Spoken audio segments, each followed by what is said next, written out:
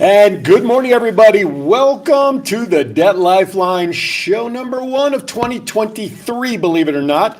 Thank you for tuning in. Hopefully you are not as wet as we are here in Las Vegas. It has been raining for like 4 days straight. We can only hope it's raining over Lake Mead where we need it. Thank you for joining us as always.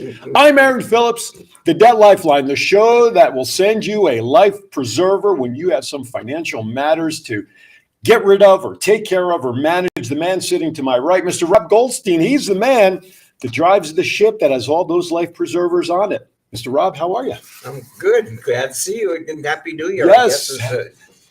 I know this is our first show of the year. We did skip last week. Yep. Our first show of the year, and here we are. Yeah. Here we are. Yeah, it's the first show of the year.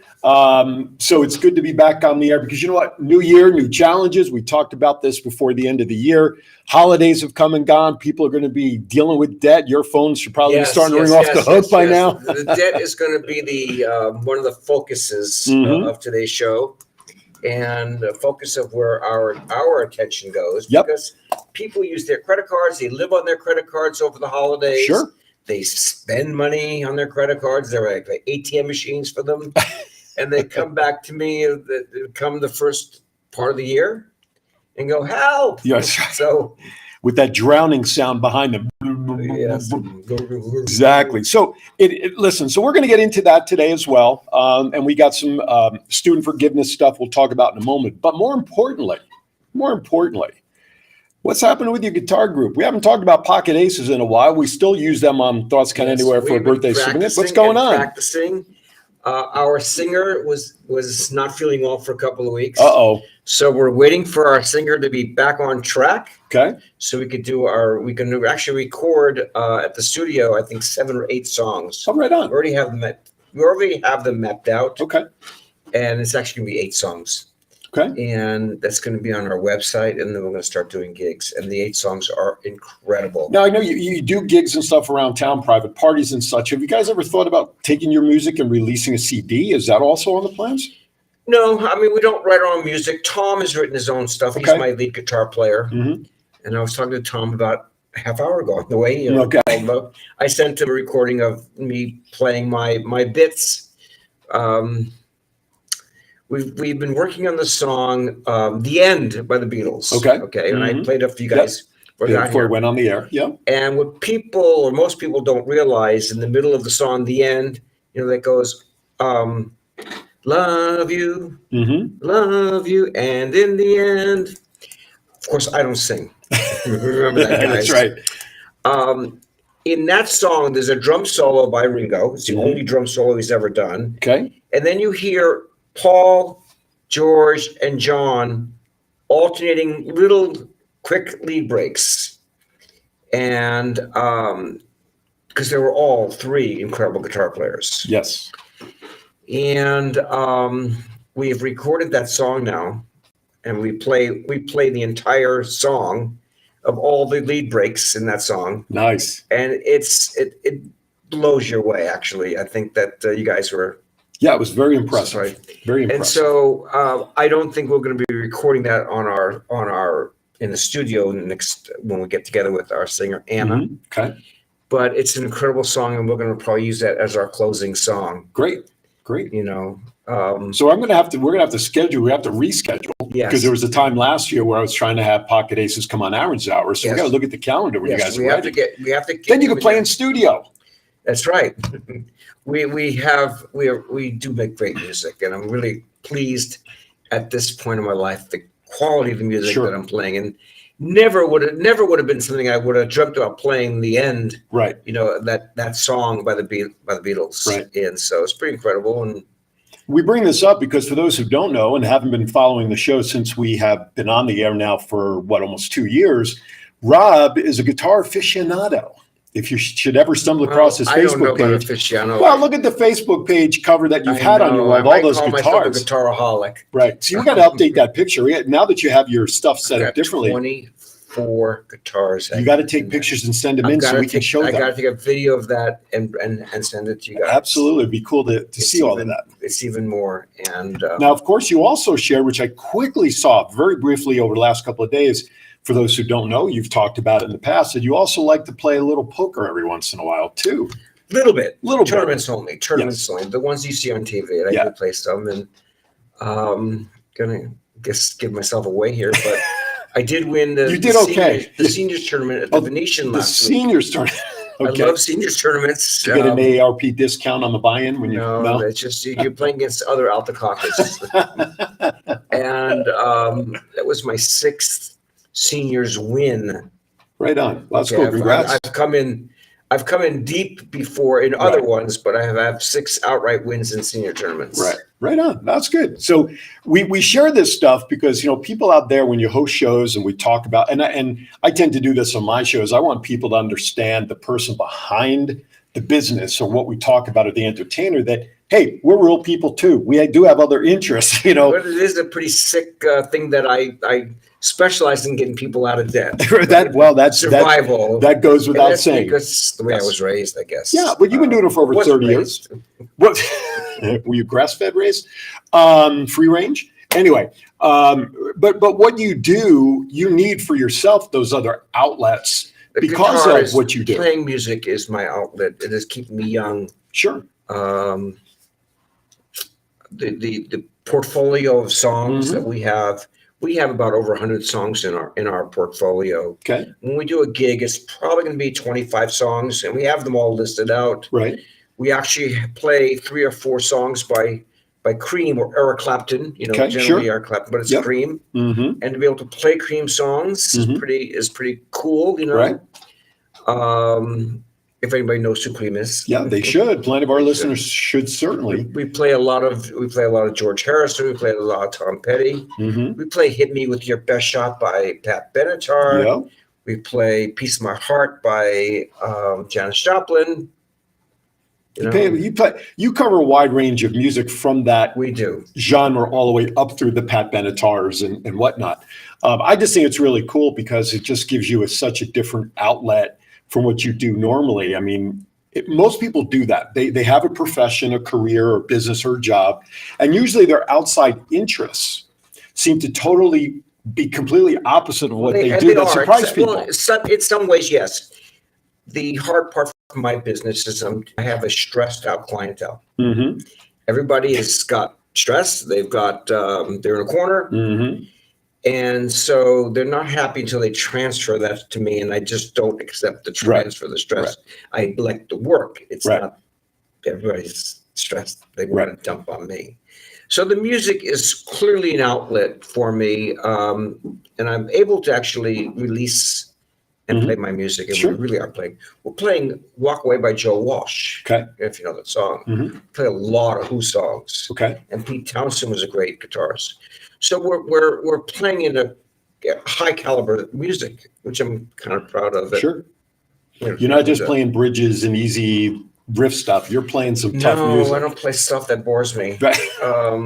Believe it or not, he's a hard rocker, ladies and gentlemen. I am a classic rocker. I think that the easiest song that I learned to play was the longest song that it took the Beatles to record. Really? Which one's that? "We Can Work It Out." Oh, yeah. And of course, we don't play it as well as that.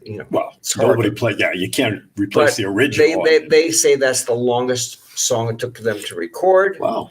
And we got that done in 15 minutes. No, you love the Beatles. You're a huge Beatles fan. I am a Beatle junkie. I was in London a few months ago, and the only thing I wanted to do in our day in London was go to Abbey Road, and I spent the day at Abbey Road, the studios, the store, the crossing of the most famous crosswalk, the zebra walking. They call it zebra crosswalk. For next week's show, I want you to get me that picture, and John can put it up during the show just for something. We will do cool. that. It's incredible how that is. It actually, she did take a video of me doing of that, but the picture you're going to see is a still picture. Yeah. And it's the same crosswalk used on the actual album Abbey Road. That's pretty cool. It is the most popular, famous crosswalk in the world. Absolutely. Hey, I just want to welcome everybody who might be listening right now on the WWDBTV phone app to Androids only. Right now, the Apple app is still being worked on and it's not available as of yet. But if you have an Android, you can certainly download it. As I did this morning, getting ready, coming to the studio, I was listening to it for about an hour before getting here. So download it, WWDBTV. So shout out to everybody there. If you're watching on YouTube, if you're watching on Facebook, wherever it is that you're watching, we thank you for tuning in and making us part of your Monday morning. Martin Luther King Day. To those celebrating and enjoying, first of all, let me also remind you, no schools, no mail, no banking. It is a federal holiday. So remember, that's why the roads may be empty in your town, because everybody's enjoying the day off and honoring Martin Luther King. 702-701-2992. I give you that number. That's Rob's direct business line. Give him a call if you have a question, thoughts, anything that you may need. He will give you a consultation to help you see if what he offers is something that he can help you with your situation. 702-701-2992. You can find him also on Facebook. You can leave a message if you're watching on Facebook right now on the page, which of course you would know the Facebook page if you are. You can also leave your questions and comments on that page. We'll be happy to pick them up, answer those questions perhaps in future shows. And if we select your question, maybe we'll get you a free prize or something. I don't know. We'll figure something out. But if we use your question online, we'll certainly acknowledge that. All right. Let's get rocking and rolling. Well, Randy's Donuts is coming out here now. They are here. They are already here. They are already out. I think there's one over on, I want to say Rainbow near Sahara, I believe. Is that, I'm sure somebody will correct me. With that big donut? The one that we've seen in the movie. Okay. That's correct. That donut, the original one, is in Inglewood. You know that. Correct. Okay. Many of famous movie scenes. That's right. That's right. Ironically, in my second business as a young adult. Okay. My landlord was Randy from Randy's Donuts. But they said in the article, it's true. But they said in the article when they opened that the owner of Randy's name is not Randy, at least not today. The owner of the original store was Randy. Okay. Actually, his father was the landlord, and Randy was the one I dealt with, and he was Randy of Randy's Donuts. Because it's Mark something when I read the article about them opening here. Well, okay, but at the time it opened, yeah, it would make sense. And ironically, a little success story. When I had my office in New York, and I had a client of mine. His name is John. Okay. I won't give his last name. Smith. And he came to me with his first mortgage upside down and foreclosure. He had a second mortgage, a second loan on the property. Mm-hmm. He had credit card debt up the wazoo. Up the Wazoozu. Mm-hmm. That's the name of the restaurant at the Wynn. At the That's a lot. It's a lot. And yes, he also owned a bar in Smithtown, right around the corner from my office. Okay. It was called the Foo Bar. Okay. Which I guess you know that. He owned the bar, and he was running the bar passively because he had a regular job. Mm-hmm. And he owed money. He was behind on his lease at the Foo Bar. He owed the landlord money on the equipment that the landlord financed for him. Okay. And he just wanted to get out. Gotcha. I negotiated. First of all, I got rid of the second mortgage for pennies. Mm-hmm. If anybody understands, the mortgage is a loan on the property. Right. It might have been $50,000 to $100,000, and I got rid of it for $10,000. Nice. Okay, so where a guy borrowed $50,000 to $100,000, paid back 10. Mm-hmm. I got his mortgage modified. Mm-hmm. Got rid of his credit card debt to pennies on the dollar. Mm-hmm. And I got him totally 100% out. Nice. From the lease on that bar, which he was losing money on. Right. And walking away from the equipment that he owed money on. Wow. And I'm talking about the story while we're bringing it up, because Mm-hmm. we're talking about Randy from Randy's Donuts. Yes. No, Randy from Randy's Donuts was not his landlord. His landlord is the original Karate Kid. From the movie? Yes. Ralph Macchio? Yes. Wow. That was his landlord who I dealt with. Wow. And I guess I could say I beat him up. You waxed on and waxed off. I guess you could certainly say I that. beat up the Karate Kid in my business. Wow. So I consider myself a professional, thug in this world, might say. What do we call it? The pit bull, the Jewish pit bull, right? I'm the Jewish pit bull. That's right. Once you bite in, you don't let go. Actually, the Jewish bulldog is what they call it. Oh, bulldog. Okay. Sorry.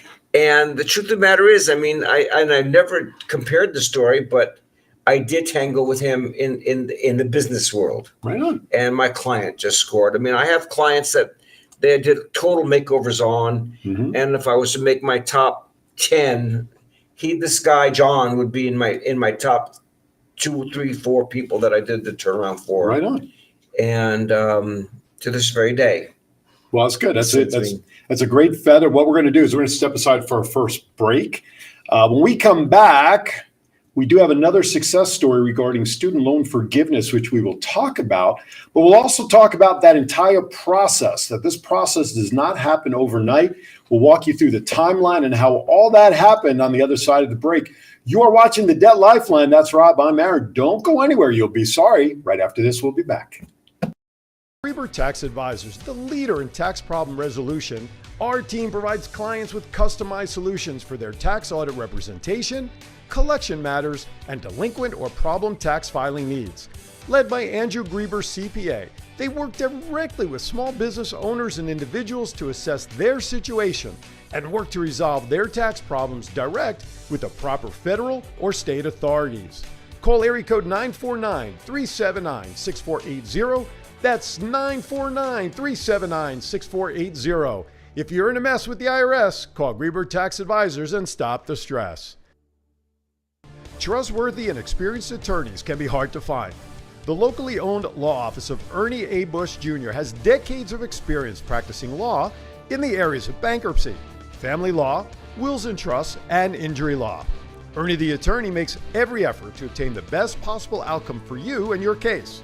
If you want honest advice, straightforward rates, and no hidden fees, call Ernie the attorney today at 702-388-0222. That's 702-388-0222. Or visit www.bushlawlv.com. Okay. Hi, I'm George Miklos. Hi, I'm Rick Upchurch. Hi, I'm Aaron Phillips, and we are The Round Table. Check us out. Thursdays at 4 p.m. Pacific Time Live. on Facebook page as well as WWDBTV. Hey everybody, welcome back to the Debt Lifeline. We are live at the Worldwide Digital Broadcasting Studios right here in soggy Las Vegas. That's right, I said it. More rain the last couple of days than we've seen in an entire year. That's Rob. I'm Aaron. By the way, just to remind you, if you missed today's live show, guess what you can do? Go right to the videos tab right here on our Facebook page. Click the videos tab. First video will come up. Will be a recorded version of this show. If you don't like to do that, I got two more options for you. Number one, you can go to the WWDBTV YouTube channel. You can watch it there.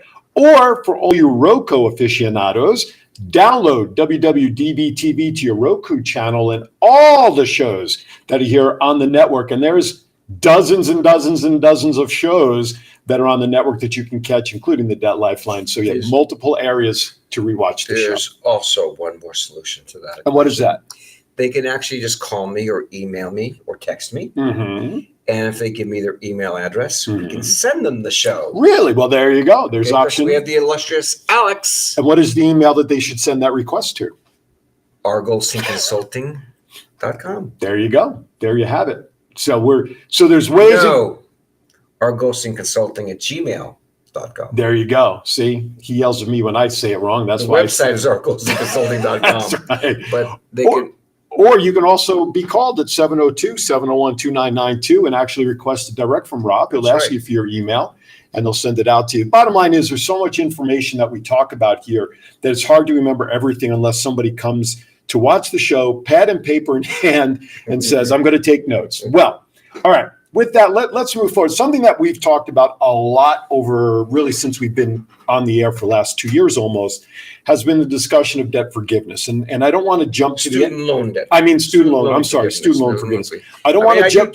I do debt forgiveness too. That's the other segment. We'll do that. I just jumped ahead. I don't want to get to the end. Credit card doesn't get forgiven. It gets settled. Gets settled. And also, if you're a certain age, by the way, you can get people out of various debts as well too. Well, there you go. Okay, if there's seniors living on Social Security, I mean, there's ways to beat in the system. Bottom line is, whatever your situation is, call Rob and he'll walk you through it. Now, let's talk about the student loan forgiveness program in general before we get to the end of the story. When did the student loan forgiveness program even begin? How far back in? Well, certainly the calendar? it was a pledge of our present administration. Current. Current. Okay. It was a pledge of his, and it's so what's the word that I'm trying to think of? But it's so wide range of opinions about it all. Mm-hmm. And there's some that I don't think there's any. I think if you talk to 1,000 people, you get 1,000 opinions. Sure. It's one of Sure. those. It's controversial. That's the word I was trying to think of. Mm-hmm. And the interest rates increased from the Obama days. Okay. There's what they call every action has a reaction, right? Law of physics. And when they created the Obamacare, the reaction was increased student loans. Mm-hmm. I don't understand why they would increase student loan interest rates for that. But that was what they did, and who am I? I'm just Mongo, just a pawn in the scheme of life. If anybody knows what movie that came from, they should call our show, and we will get them a box of donuts from Randy's Donuts. Okay, we'll buy it. If you work with the station, you are ineligible, by the way. Oh, shit. Okay, but Mongo just a pawn in the scheme of life. That's okay. right. That's right. Anyway, sorry guys. John is rolling on the floor back there. I haven't seen him laugh this That's much. still my favorite movie. Okay, I've only seen it like 30 times. Yeah. Do you know that about 5 years ago, my son bought me tickets to go see that movie? That movie being screened at the Orange County Performing Arts. Really? In Orange County. Wow. And big screen with Mel Brooks actually hosting it and talking about it before, during the break, and then after. It was just okay. That must We're have been really digressing. Anyway, we'll talk about the student loan controversy. Yes, okay? student loans. Now, the interest rates have skyrocketed. Now, my opinion on the interest rates skyrocketing, I think that instead of a lot of the forgiveness programs, they could have lowered the interest rates, done some forgiveness on the rates, and given some people some breaks. But again, if you ask 1,000 people, you can get 1,000 different answers. And I tend to really not go too far into politics on the show. It's just I deal with the matters at hand. Right. Okay. That's my job. The hand that's dealt to you. And right now, the cards that are dealt to everybody right now, the student loan forgiveness program, it is not an easy process, first of all. And what we as a company do for the student loan forgiveness process, or we do a student loan assessment. It's like when you buy a home and you have a home inspector go out there and check out the plumbing and the electrical and like an appraisal. Not the appraisal, but it's actually checking out the inspection. The inspection of the home. Or if you go buy a used car, you bring it to your mechanic, and he does a dyno, whatever he does on there, and you get an assessment on what the car is. You get an assessment on the house is. We give you an assessment. We give you what your options are. We do charge a very small amount for that assessment. We don't go through with. We don't try to get you to do the student loan forgiveness program if you're not eligible, because we don't really want to take money for work that can't be done. Right. I will also tell everybody that student loans can be negotiated. Okay, federal and private. Now we're going to answer the same question we've answered over the last few years on the show. What's the difference? Private student loans is where the college actually gives you or lends you the money. Very prominent in the tech schools, the ITTs, things like that. Government or federal student loans, and when the government lends money, and they will actually lend money for housing and cars, and they might overpay. So you have a great experience living in penthouses, lavish living. Okay. So there are two differences. I've also been claiming for the past over 30 years that private loans are dischargeable in bankruptcy. That's been an argument I've had with bankruptcy attorneys for the last 25, 28 years, or whatever it may be. And I've won every time I've had that argument, by the way. And the present administration, Brandon? The current administration? Brandon? Something like that. Okay. Let's go. So, sorry, guys. that he confirmed what Right. I've been saying for 30 years. Right. Private student loans are dischargeable in bankruptcy. Mm-hmm. Anything federal is generally not dischargeable in bankruptcy. I know we're kind of digressing, but we're telling a story here. Mm-hmm. Mm-hmm. Now, I don't do tax work. Right. We have Andrew Grieber, who does tax workouts, tax negotiations, and so forth. Most IRS debt is not dischargeable, but there are certain loopholes and criteria that can get them to be dischargeable. I won't even quote on that. Okay. Whatever they are, I know what they are. Right. I won't talk about it because I don't want somebody to get the wrong impression. Mm-hmm. So I leave that to. Well, you're not a tax advisor. I'm not. Right. And I say that in my documents. I'm not a tax advisor. Mm-hmm. But certain ones are, but it's very rare that IRS debt is. I will tell you that there are some states or counties that sales tax is dischargeable. You can really go to town on that one, but we're not here for that either right now. But federal student loans are generally not dischargeable. Mm-hmm. However, if you play your cards right, going back to playing cards, Mm-hmm. in bankruptcy, Right. there is a loophole to get them to be dischargeable. I cannot discuss by trade secrets Nope, of nor the should air, you. but I will do that on a free consultation. There are ways to work around that. Morning, Jennifer, out in Hawaii. Hi, Jennifer, and thank you for everything, Jennifer. So now getting back to the federal student loans. So the process, even like you said, part of that consultation for the student loan forgiveness, as you said, is an assessment. Now, what are some of the things you look for in that assessment that you can then look at your client and say, yes, this is a go, First no, et of cetera? all, we look at to see if they're federal or private because most Sure. people aren't quite sure. Mm-hmm. And there's no fault to that, but we just have to differentiate that. Mhm. Okay. The private ones are not subject to most forgiveness, the private ones. Mm-hmm. However, if you have a private student loan where the school's gone bankrupt or you didn't get the education that you paid for, Mhm.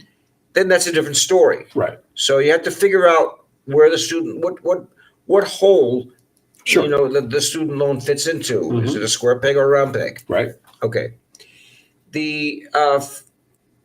All student loans are negotiable Mm-hmm.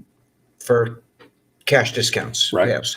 I've been negotiating federal student loans for 30 years. Mm-hmm. I've been negotiating private student loans for 30 years. Mm-hmm. We even had a success story once on the show Mm-hmm. a year or two ago, right? Mm-hmm. Okay. Whose employer paid for his student loan settlements Right. and paid our commissions. So in the assessment, we figure out where you stand basically and what your options are. Let's focus more on the forgiveness side of that. So We're talking about the federal forgiveness side of it. right, the program that everybody's debating about. So you've assessed that someone qualifies for the possibility of the forgiveness actually happening. What happens at that point? It's a lot of bureaucratic red tape, Mm-hmm. and we deal with the right departments, the Mhm. bureaucratic red tape departments, Mhm. and it generally takes about 6 months is probably the average to get that done. Could be longer, could be Mhm. shorter, but it generally takes a long time. The borrower Mm-hmm. has to be patient. That's a hard thing because Patience is not a virtue. clients in my business are generally not very patient. Right. But we can only do what we do. We do Sure. the system, and we keep people involved. As Mhm. you would know, since we've talked about this on the show. And that's going to be the case study because you and your team were actually going to also look at my daughter's situation, which was different based on the parameters that you had Correct. suggested what needed to be done versus the one for my wife that we have a happy ending with. And we'll get to that in a little bit. So you're saying the average timetable is 6 months. And I know that varies from situation to situation. So before we get into the steps that we went through, my wife had, I don't want to say an advantage, but she fell into a category that helped her loan situation be looked at maybe a little differently than someone else because Government employees, basically teachers Right. fell into a category of forgiveness. There are more categories Right. that fell into forgiveness, and we felt pretty confident. Mm-hmm. But certain things had to be done, and we had to file for various programs to get into that program. Right. Right. And we were successful. So what just so everybody knows, and by the way, I just want to remind everybody at the bottom of the hour, you are listening and or watching to the Debt Lifeline here on WWDBTV with Rob Goldstein and yours truly, Aaron Phillips. We thank you for tuning in.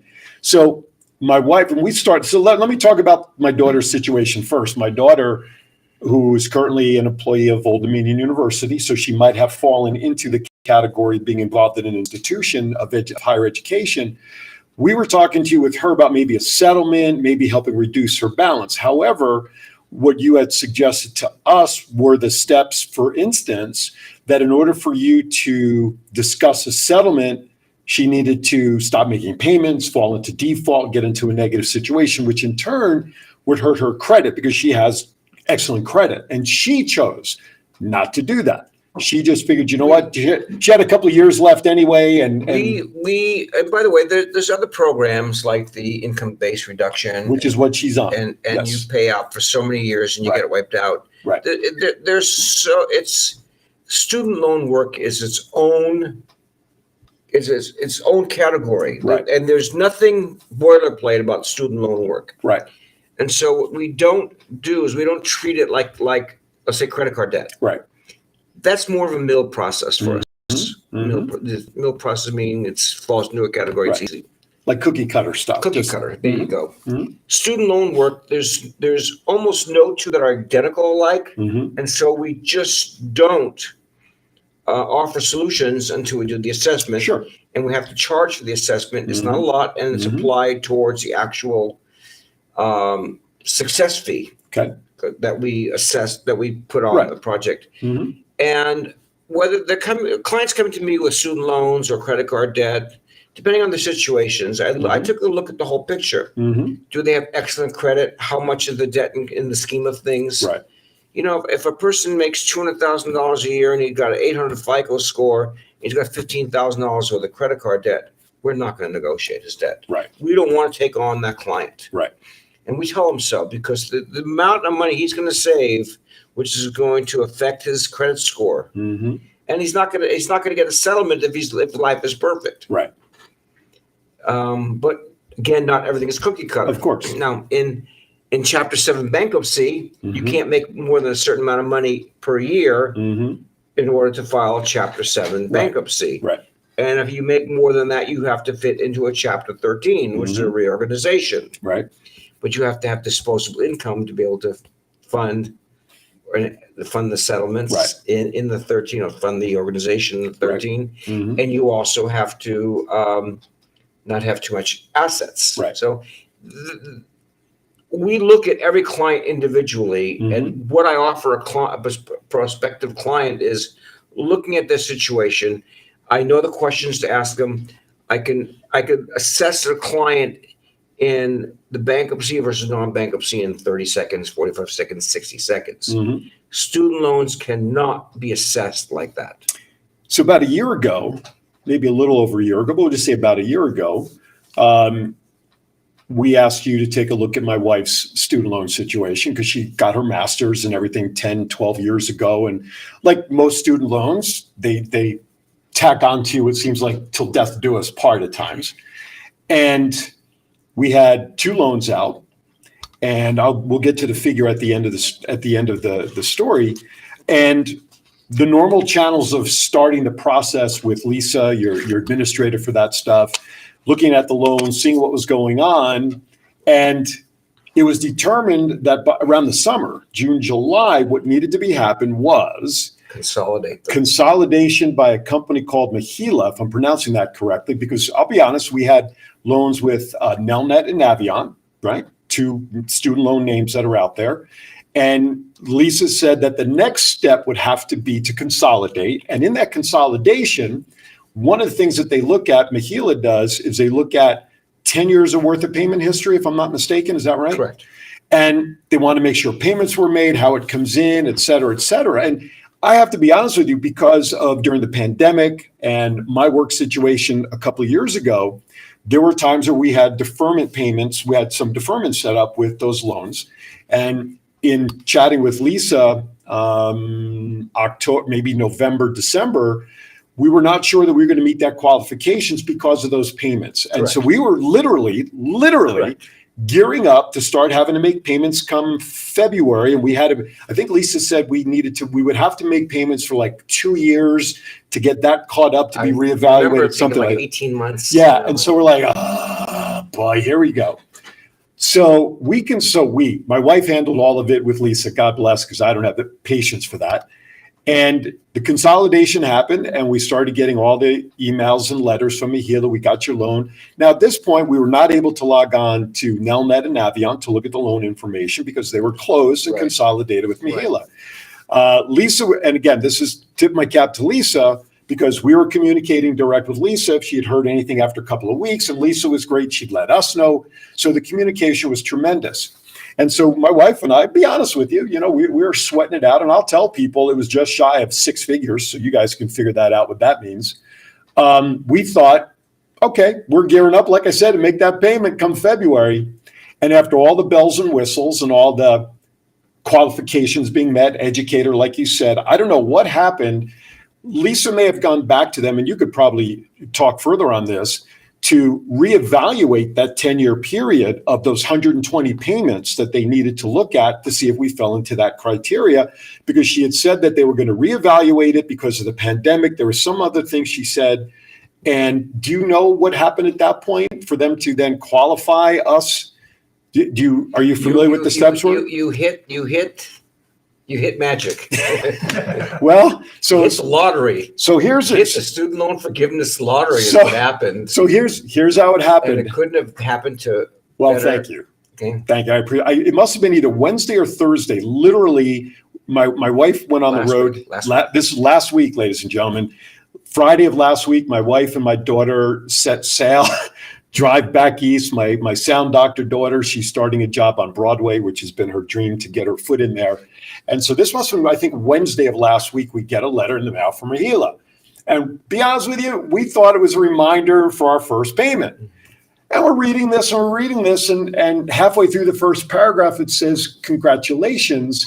It appears that you have qualified in total for the debt forgiveness program. Now, I got to tell you, my wife and I opened the letter as if Ed McMahon came knocking on my door from the Publishers Clearinghouse here, because you have to read it a few times when you see this to make sure that you're reading it right. And so we read it at least a half a dozen times. We snapped a picture of it both sides, because the other side of the letter showed the total amount forgiven, and on the far end over here where it says total due was goose eggs, zeros. So my wife took pictures of the front and the back side of the letter, and of course we sent it immediately to Lisa to get her take on it. Yeah, both of us, actually. What's that? You sent it to Oh, both so of us. Eileen sent it to both of you. Okay, so we're like, all right. And then Lisa within minutes replied back basically saying that it looks like, It looked like it. And what we did was. and then you went on and verified it at some We went on point. and verified it to make sure that it wasn't Ed McMahon telling you. He just wanted to. If I had seen Ed McMahon at my post office boxes delivering the mail that day, but that would have been a trickle by itself. But it was, especially now. Yeah, he's DED, dead. So So the reality is, it is a huge success. I Yeah, got I know the amounts. right. Yes, You called me yes. Thursday night to confirm. It was six. Just Well, I'm just a going hair. to put it out there, folks. I'm going to put it out there because we've talked about many of the other success stories you've had, and you've shared the numbers of hundreds of thousands of dollars with certain people. We had $92,000 worth of student loan forgiveness taken care of, courtesy of RG Consulting, and of course we were elated. Now, having had to turn in homes during crises, and you have the debt in lieu of foreclosure, and you get that paperwork at the end of the year that says, oh, we had to write off a $400,000 loan. Here's your document that you still owe the taxes on that as income. As I said to Eileen, I said, if memory serves, as we've discussed on the show, when you have debt taken care of, you get a document that you have to submit with your paperwork as if it's going to be taxable income. And in the body, in much smaller print in that letter, she caught that it says, because of X, Y, or Z, and I don't remember all the things, and you can clarify that, this type of forgiveness is not going to fall into that category where we have to pay basically income tax on the forgiven amount. You know why? Tell me, that's why I want you to fill in the blanks. Because because in the student loan forgiveness program, they are taxing other people. Okay, well, there you go. And I want to thank all those people. Action, reaction. That's right. You know, the That's action, right. reaction. So Sure. you're forgiven. Thank you. Taxed to somebody else. Thank you. Well, and Okay. like you said, action, reaction. John Q. Taxpayer. John Q. Well, thank you, John Q. Taxpayer. No, so there's a big relief for us. You know what? He ain't paying for nothing back there. I know him. I know him. Maybe That's right. No, Are you the previous producer? oh, he might be. Yes, I mean the Oh, boss. sorry. We're having just a little bit of sick humor here. Yeah, that's right. But somebody, yeah, you're right, and we know that. Like you said, like for funding the programs, taxes had to go up somewhere. Yeah, it's So- a give and take. So, course. so when But that's not Obama- the same for everybody. Those forgivenesses are they being non-tax for everybody? I can't tell you that. Okay, There's no perfection in the system. right, It is really, you go into it, you battle, you get what you get. Right. Okay. Mhm. And unfortunately for some people, they think that if they just write the letter, it's gone. right, No, we deal with bureaucratic clusterfucks for a living. right. And okay.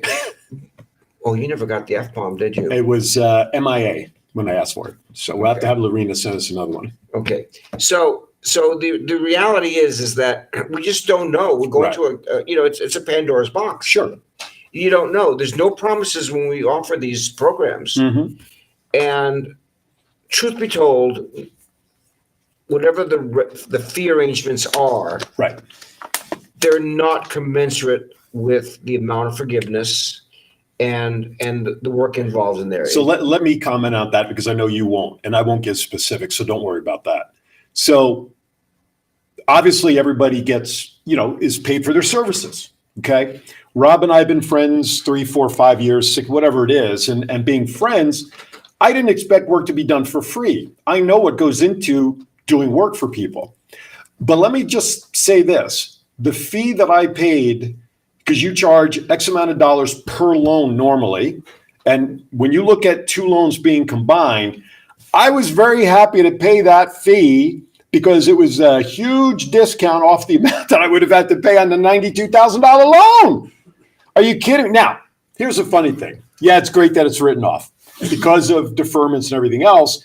That money you would think would automatically be disposable income, that we would stop writing a check and I would save those amounts.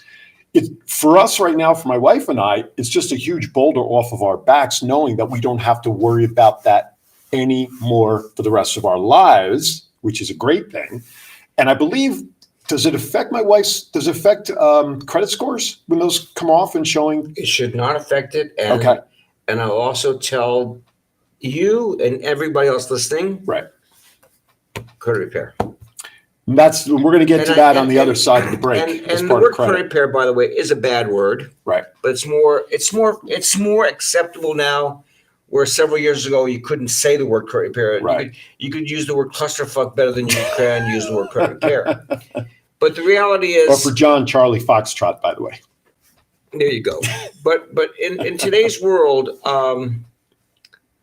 It's acceptable now. well, Experian, Equifax, and TransUnion, Right. with all these new credit sites that are out there, they are providing better service. Mm-hmm. It is harder to get things off of the Mhm. credit reports Mhm. unless you can prove the inaccuracies. Right. The traditional credit repair companies hopefully are going away. Mm-hmm. We do credit repair. Mm-hmm. We don't charge a lot of money. Mm-hmm. We're really not marketing credit repair. We do it as an accommodation for clients. Mhm. It is not like where I'm going to buy a new car with it, Right. or remodel my house, which isn't happening. It's Right. a townhouse. Right. But they will take inaccuracies off. Right. With credit repair, with student loans, because they have multiple different entries on the reports, because it's been gone from Navient Right. to Every time it's been sold to servicers. So now you have mistakes on the credit report. Mm-hmm. Easier to get it off the credit reports now, Okay. because there's wrongful entries on the reports. Mm-hmm. So that can be an item to talk about, To be whether it's cleaned up. you or anybody else that we've done this for. Right. We're not out here marketing credit repair, Mm-hmm. but we're providing the service, and we do a good job. Right.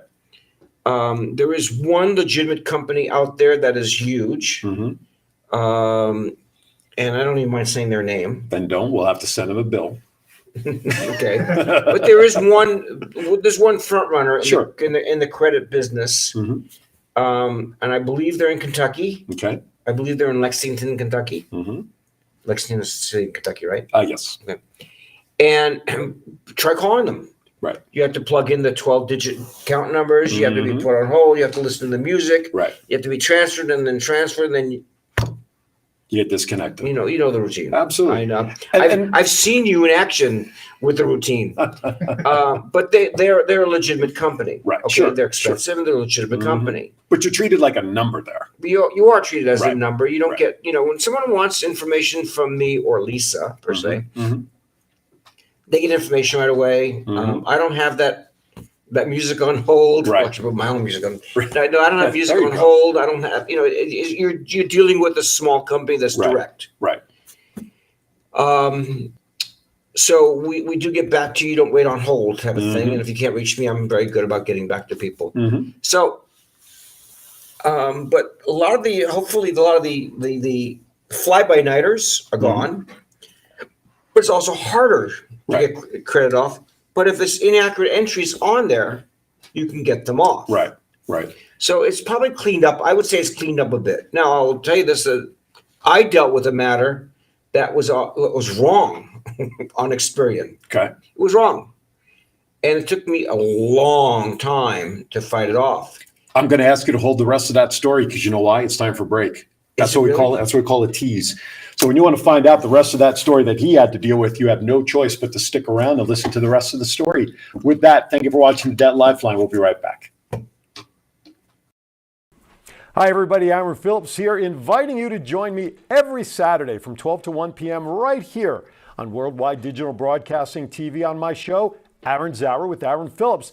I bring to you the movers and shakers of Las Vegas and really all around the world. It's also fun, entertaining, silly, goofy, informative, everything you'd want to be entertained by on a Saturday, except no politics, no religion. As I said, it's designed to be a fun show. Remember, that's every Saturday from 12 to 1 p.m. Pacific, right here, Aaron's Hour, Worldwide Digital Broadcasting TV.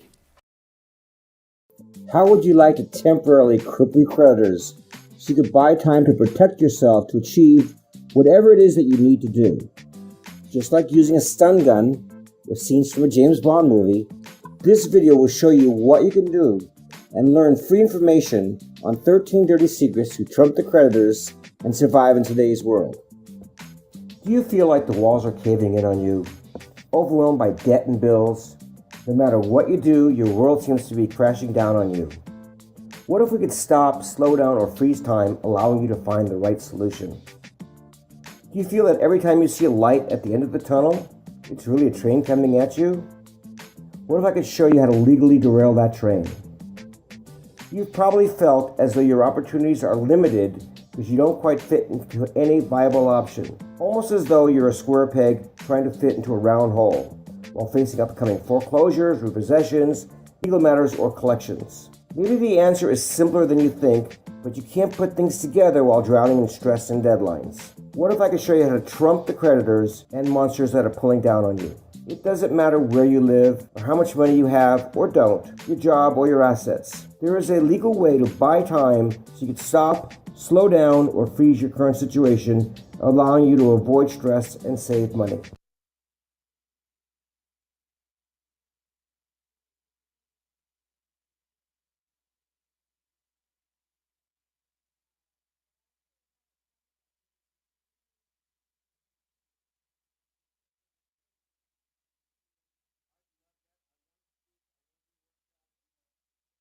Mr. Irrelevancy. Hi there. Welcome back to the Debt Lifeline. Rob and I were just talking about the football games this past weekend. Hopefully, if your team is still in the playoffs like mine are, the Giants, you got a successful weekend. The games across the board, and I don't mean to digress. We'll go back to your story. Tonight, Dallas and the Buccaneers wrap up this first weekend of wild card games, but every game so far this weekend really has been nail-biting, edge-of-your-seat Well, the kind of Niners games. won pretty easily. Yeah, they did. That's They probably won the pretty only one. convincingly. Yeah. I will tell you that the Bengals, who I think is the best team in the AFC, Mm-hmm. the Baltimore was at the goal line, the Oh, 1 yard line, absolutely, yeah. and their backup quarterback, because Lamar Jackson's out, Right. tried to go into the end zone and fumbled the ball Mhm. the 1 yard line. Yep. And the Bengals guy picked it up and ran. He was homegrown in Cincinnati. This was his hometown in Cincinnati, and he ran 98 yards. Yes. A lineman, folks, okay? Most linemen they lose their breath just getting out of bed, going to the bathroom in the morning, okay? Maybe he was a linebacker, but either way, 98 yards for the touchdown. Good for him. He was a homegrown product in Cincinnati. That's a great story, and it's just an amazing ending. And of course, Yeah. look at the Chargers. The Chargers lost to Jacksonville. Great coaching by the Chargers. You know, what can I say? This is great coaching in football. Next coach for San Diego coming up. Of course, Or not San Diego, look at the Raiders. Yeah. Horrible coach. Oh boy!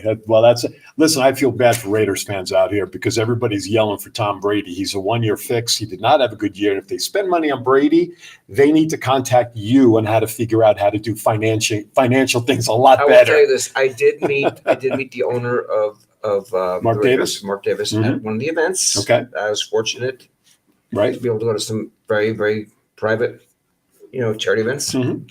And I sat and talked to him because Mark Davis does celebrate Hanukkah. Right. And nicest guy in the world. Does that mean Adam Sandler has to update his song? I don't think he's in any of the other songs. He hasn't updated them in a while. I know he hasn't. Adam, get on that, will you please? Unfortunately, we tend to go there. You can include us in the song because we celebrate. That's right. Anyway. So we're talking about the hardest things to get off the credit. 2 items. Yes. We'll talk about your story. Yes. My story was actually a Verizon matter of all things. Okay. And it was an erroneous bill. It was not my bill. Mm-hmm. I moved here when I first moved here. Mm-hmm. There's another person with the same name in this town, a little bit prominent, I think he owns a casino or something. and it wasn't my bill. Wow. But I had to go. It took me 2 years to fight it off. Right. Okay. And the 2 hardest things on the credit on credit and to negotiate with is cable Mm-hmm. and cell phones. Okay. Those are the 2 hardest things. I could tell you that probably 60% of the people out here have problems on their reports and problems dealing with erroneous charges. Now, how many times you cancel your cable, you bring them back the equipment, you get a receipt, and then 2 months later they bill you for more. Mm-hmm. And they say, we're missing some. It's just a great scam. Right. And the cable companies, they could add this erroneous 39-cent tax when you multiply by 100 million people or 20 million people, whatever it might be. It's a lot of money per month. It absolutely is. So cable and cell phones, really, really be careful. This is what I'm telling people. But once you proved you were not that casino mogul, took with me the phone. 2 years. 2 years. That was a $119 bill. Wow. And it was the only negative charge on my only negative report. And I was obsessive Sure. to get it off. And I did get it off. Mm-hmm. But you have to go through a lot of work to get those off. Sure. And in dealing with any cable company and any cell phone company, you can't get through so quickly to the phones with them. Right. They have it is a system. Right. So unfortunately, in today's overload, I mean, we're in a new world, okay, and things have changed in the last several years, and reaching creditors, reaching people is just hard to reach sometimes. I hate calling my bank. You call the bank, you have to go through the voice services, press 1 this. I'll take the bank over a cell phone company or a cable company all day. No, I agree with that. But the steps like you talked about, you have to talk through that computer voice. What do you need? What's your last 4 this? I can help. Customer service. I can help you. Customer. That's the way. That's the society we're in.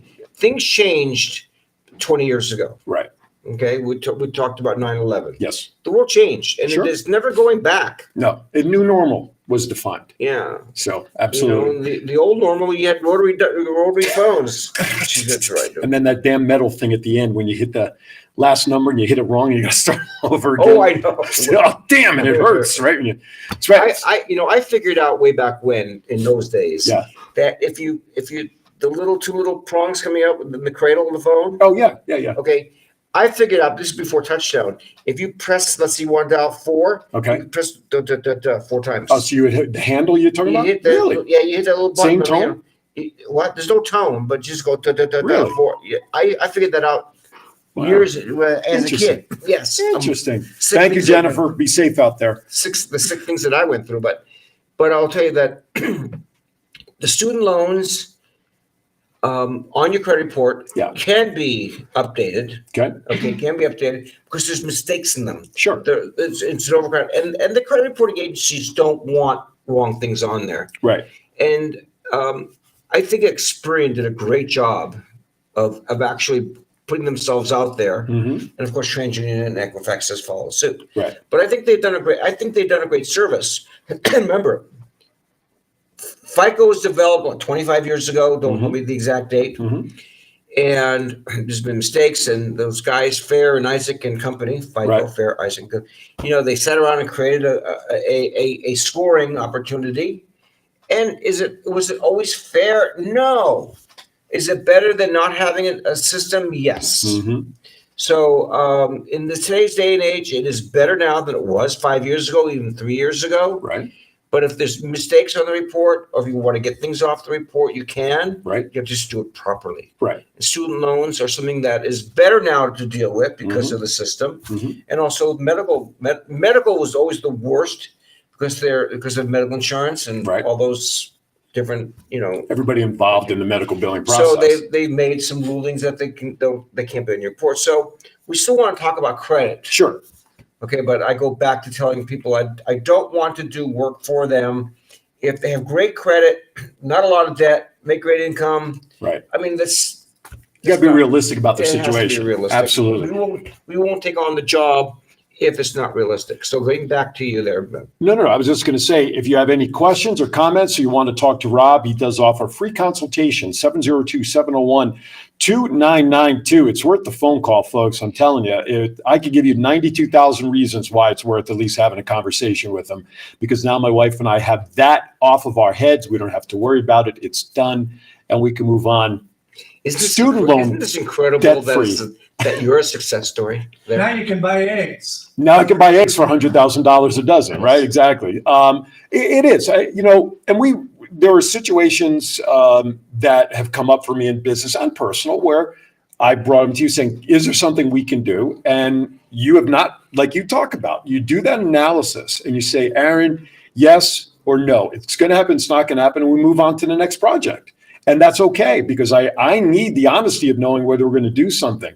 Coming from the East Coast, I don't want to pay people for something that I know is not going to happen. And so by the position you take by doing that analysis with somebody and looking at their situation A to Z and back and say, yes, we can, no, we can't. This is what I think you should do if it's a no. This is what I think we can do if it's a yes.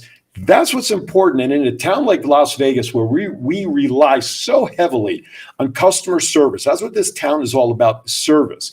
To have somebody who is involved with your personal financial situation, that's what we're talking about here. This is not something you can talk about with just anybody on the street. You have to trust somebody with your information and know that something's going to be done with it. And you can't get that everywhere. This is a service town, and Rob provides a service. Rob and his team provides a service that, quite frankly, is priceless. Even though we put a price tag on it, on what we pay for his services and the amount of money that we save, it's still a priceless service that if you have the inkling on anything, give him a call. What have you got to lose? 702-701-2992. With that, we're up against the end of this week's show. I'm happy to share my success with the audience because we've talked about my situation in general over the course of months and months, and now I'm happy to bring it forward. I can't thank you enough for being so candid about it. And that's my pleasure. I mean, and the truth is, we work hard. We don't want to take on anybody's work if it's not reasonable. Right. We are upfront, and I become brutally blunt. Absolutely. You have to be. You have to be in my this. business. I can't sugarcoat anything. I'm not warm fuzzy. I have to be right to the point because I have to be. You have to be. Absolutely. It's made the business makes me be that way. Absolutely. Thank you. A shout out to Lisa. Your Lisa did a great job. Lisa down in Texas. Thank you so Yes. much for that as well. All right. Final thoughts as we say goodbye. The quarter's running out of the meter. I hate to say it. It's time. Final thoughts. Looks like we just got started. I know. Final So thoughts. who do you like tonight? Who do I like tonight? I'm not a big fan of either, but I hate Dallas more, so I got to pick Tampa Tom. You know, Tom's incredible, right? Tom Brady's incredible. Right. I think Dallas is a great team. They're poorly coached. Okay, I'm not. Listen, McCarthy. He's had winners. Oh yeah, Green Bay. But Sure. he's had green teams. Right. He makes really bad coaching decisions. Sometimes those teams will cover up those bad decisions. Yeah, I know. So So you're picking I'm who? going to say a sleeper tonight for Tampa. Although I think the Niners are going to win the Super Bowl. That's fair enough. By the way, our picks and talks on this purely for entertainment purposes. Do not bet the house on our picks. Okay. Everybody, thank you for watching this week's edition of the Debt Lifeline. We'll be back next week, same time, same bat channel. Be kind to everybody. Why does that? We're all we have. Thank you for watching. We'll see you next time right here. That's Rob. I'm Aaron. Thank you for watching. Thank you.